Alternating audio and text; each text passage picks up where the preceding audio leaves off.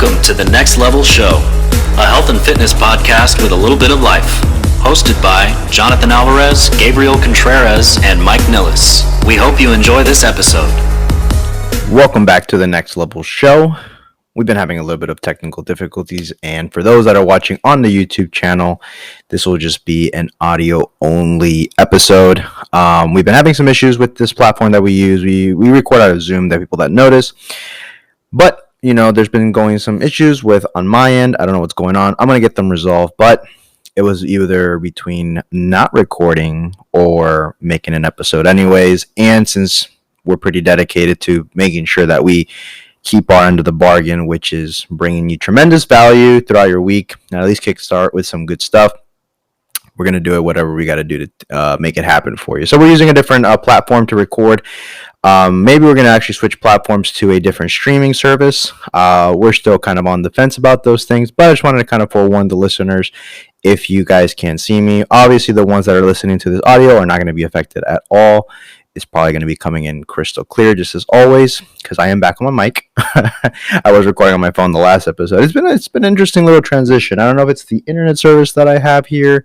The boys are usually doing fine. It's just for some reason my end. But we do what we can, right? It's not about making excuses. That's like just we tell our clients. We just got to make it happen, man. We just when there's stuff that's not going in your favor, you just kind of look at another way. It's not about perfection.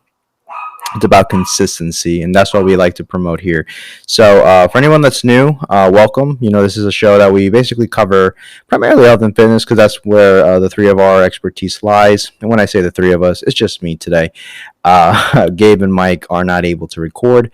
They've been going through some rough transitions, man. So they've been having a lot on their plate. So for now, I'll be holding the ship. I'll be steering this ship just for this episode. And what we're going to jump into, I think that's all the little intros and reminders that I had for us. But basically what we're going to be talking to is about a subject that I think that'll be relevant for and helpful for a lot of people. Maybe you know someone that has mentioned this to you before, and you could actually just show them this episode to help them not make this mistake.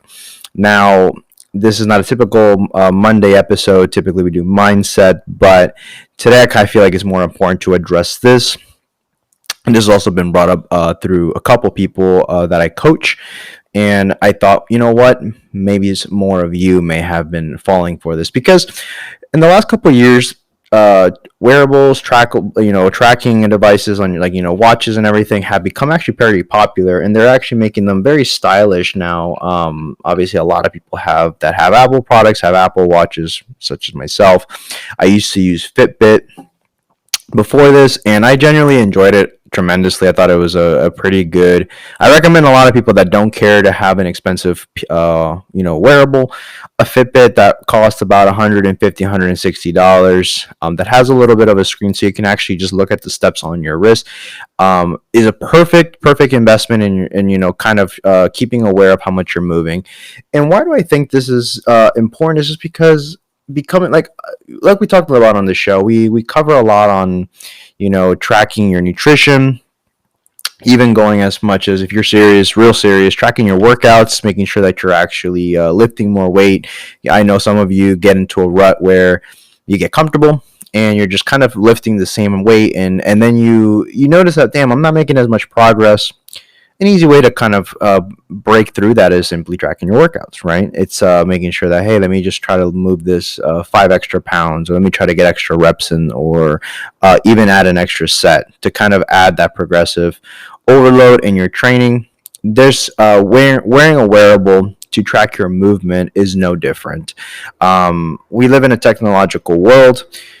A lot of stuff which takes maybe has negative effects, people could argue, but I would say that, you know what, use these things as to your advantage, right? You want to use it so that you're using technology to better your life versus where it kind of takes away from your quality of life. And in this case, I think that if used properly, it can benefit you tremendously and take a lot of the guesswork, because a lot of people say they're busy.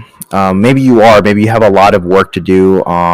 If you kind of catch some of that feedback, guys, I do have my window open. The weather is amazing today, and I could not pass by lifting opening the windows. So if you guys hear some background noise, I live kind of by a highway, so pardon for that. But back on subject, about the wearables, I think that it's a good way to become aware, because a lot of us think that we're busy. Maybe we do have busy jobs. We have a lot of tasks. We have a lot of due dates.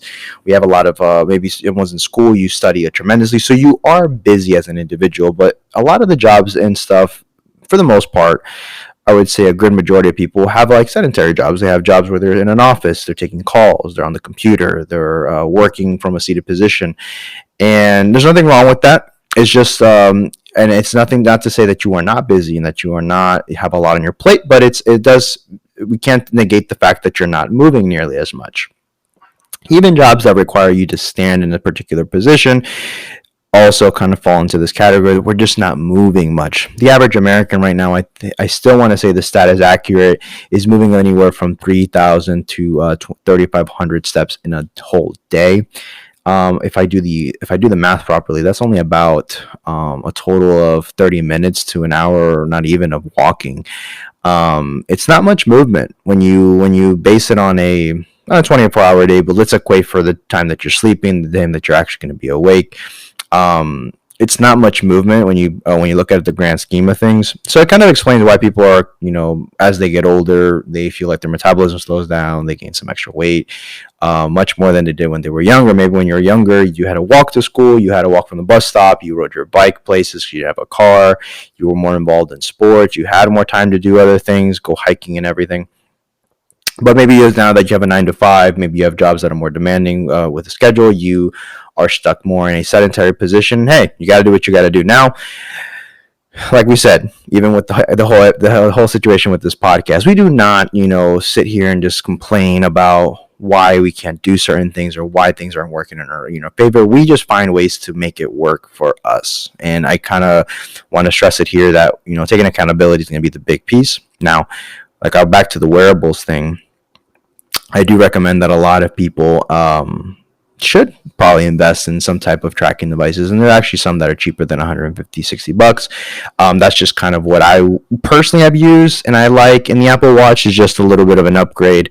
Not saying that it's better. I don't think that any of these wearables, I will also say that I don't think any of them are perfect, and they're not 100% accurate. I think there's some room for error, and that's okay too. We're just going to use these guys as a tool, just like we use the scale when we step on as a tool. Maybe we use as a cheap body fat measure as a tool. We're just using these things just to have just an idea of what's happening. If we use the same device, the same settings, we're going to pretty much be able to see a pattern or a trend, even if it's not perfect, right? So let's not harp on that too much. People will be like, oh, Samsung's better than Apple and Fitbit is not, and maybe it's better than all of them. I don't know. Like, it doesn't matter. Pick the one that you like and use it consistently. So the reason why I think this is important, like I said, averaging American step only about 3,000 steps a day, not very much movement, can kind of lead to the problems that we're having with, weight gain. Obviously, throw some more stats at you guys. 70% of the Americans are overweight, and about 50% are teetering in the obese side of that stuff. So it's a serious problem. We got to address it. And using this is going to be probably a game changer for a lot of you. Maybe something that you invested in, you guys have noted the benefits of in your life, such as like, hey, let me make some goals. Let me try to get more movement in, and the watch always has these little reminders and stuff, the little rings that encourage you to kind of take more steps and get up, and says, hey, like my watch always tells me like, oh, like you've been sitting too much, stand up, which I kind of turned off that setting because I'm like, shut up, don't tell me what to do. But usually you kind of just use it as little motivators and stuff, or they have settings where you kind of can set your own personal goals, and your watch will kind of guide you accordingly, make sure you're hitting those steps. I know a lot of you guys have also heard the whole you want to hit 10,000 steps a day. I think it's a very common thing, which I don't think it's a bad goal. I think that it's a pretty fair, easy goal to use, to aim for.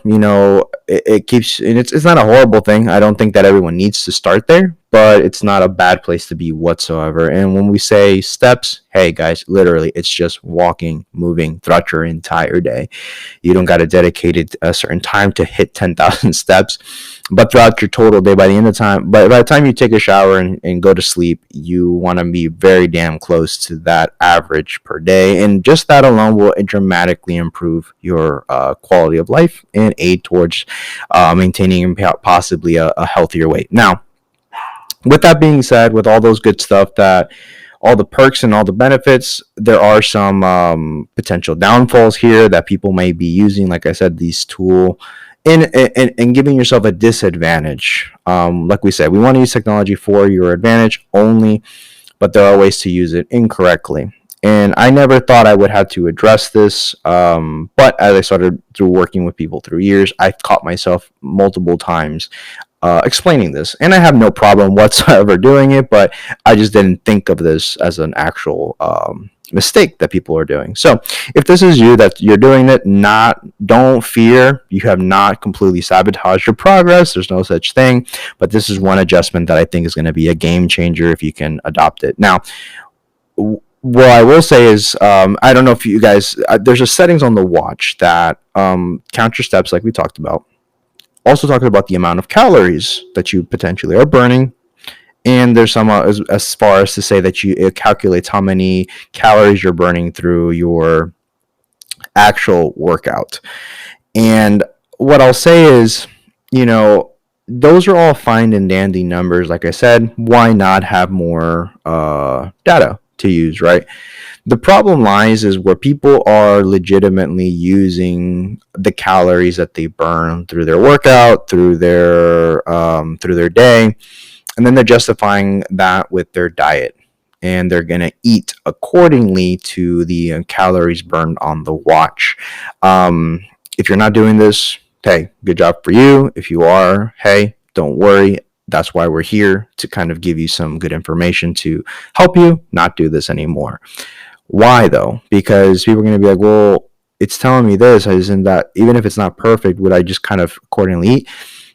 I would say don't do it, and don't even waste your time trying to play that system with the watch, because you're going to fall into a pattern where you're probably grossly underestimating. It's probably overestimating how much you're actually burning, to be honest.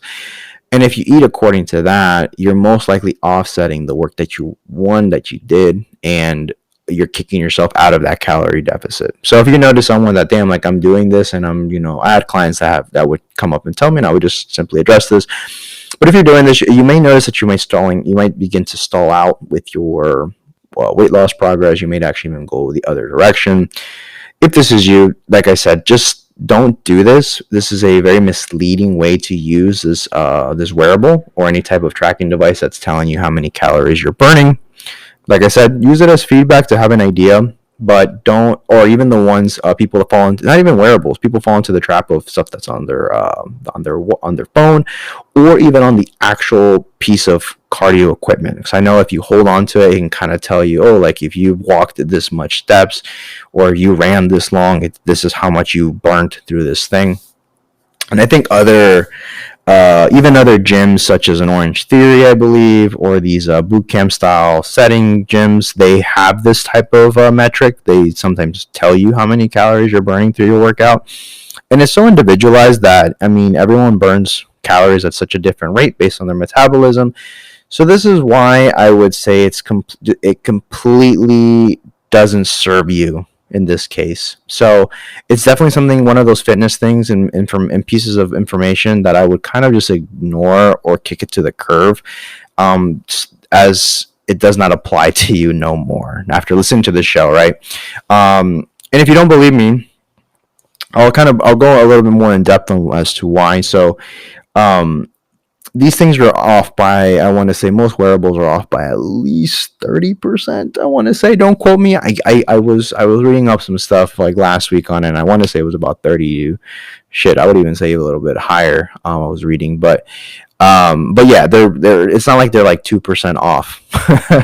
And even at this point, 2%, depending on what level you're at or how deep into the cut you are, hey, 2% can make a big difference for you. So that's why even then, even if it's getting closer to that, I wouldn't stress it, guys. And it's also going to put a lot more stress and I think create a negative association with people when they think of, oh, this is why I want to do HIIT workouts and high intensity cardio workouts versus traditional strength training. Because if you were to compare those two side by side, you are going to see that you're burning more calories on 30 minutes spent on the treadmill than 30 minutes spent in the weight room just lifting traditional sets and reps and everything.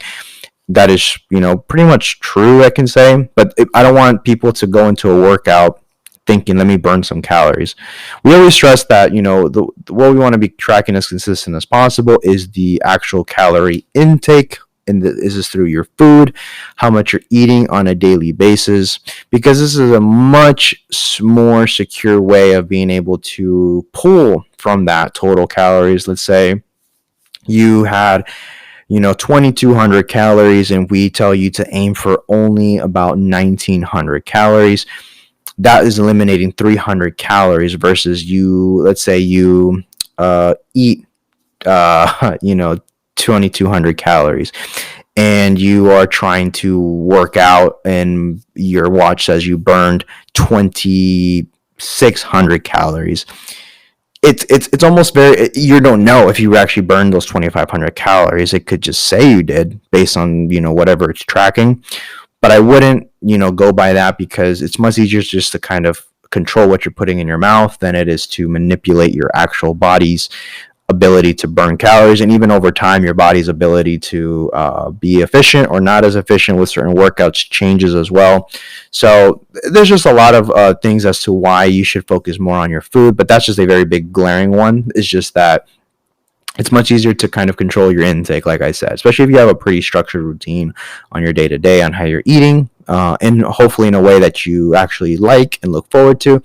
This will be a much better way to kind of estimate and be much closer to tracking. And I would even go as far as, if you eat pretty identical, same plates, same measurement tools, even if you're not tracking on an app, you can literally either go to a smaller plate and or remove a serving or cut the serving of X food in half, and that's a form of tracking without even using an electronic wearable. But let's just say, for the sake of argument, you are tracking with your weight, with your food scale, and you're plugging this information in your phone or whatever app you're using.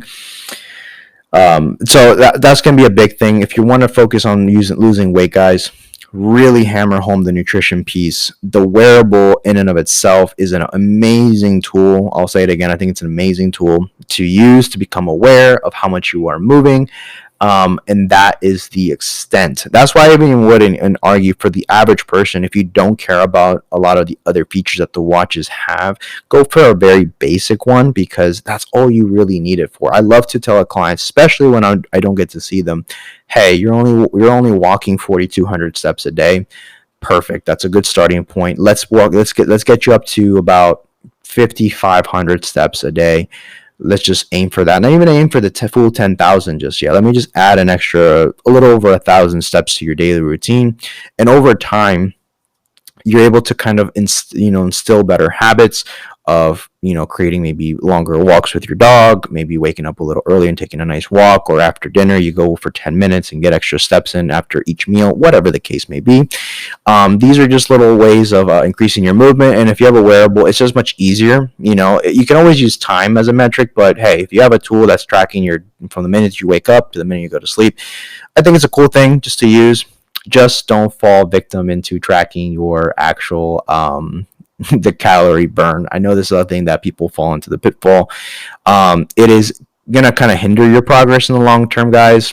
You're actually going to be more stressed out because you're like, crap, I'm not hitting this target. And I know people that actually compete with this thing. I know the Apple Watch has a feature where you can actually compete with friends, which is cool. I mean, everything is if encouraging more movement, I'm all for it. But literally, people are like disputing like the actual calorie expenditure that said person did and what they're doing. It's like that is like the last thing you guys have to be worrying about. at the end of the day, what's going to dictate weight loss is a calorie deficit. And you could have burned, half of what your friend burned, but you're actually sticking to your nutrition plan and they are not. You will see more results than they will, 100%. So, yeah, guys. So I think that kind of covers like the bulk of it. It's just I felt this is actually very important to address because as technology advances, a lot more cool toys and gadgets come out, fancier weight scales that get your full body read, all the different fats, a tissue that you have, lean mass, water weight, and all these things. All these things are cool, man. I think that it's why not? If you can afford it and have it in your house, do it. But I wouldn't stress on all the nuances. The most important stuff, like I said, really hammer home, guys. Use these tools to better your life, not take away from your life. Just like we try to use social media for people that are content creators and stuff.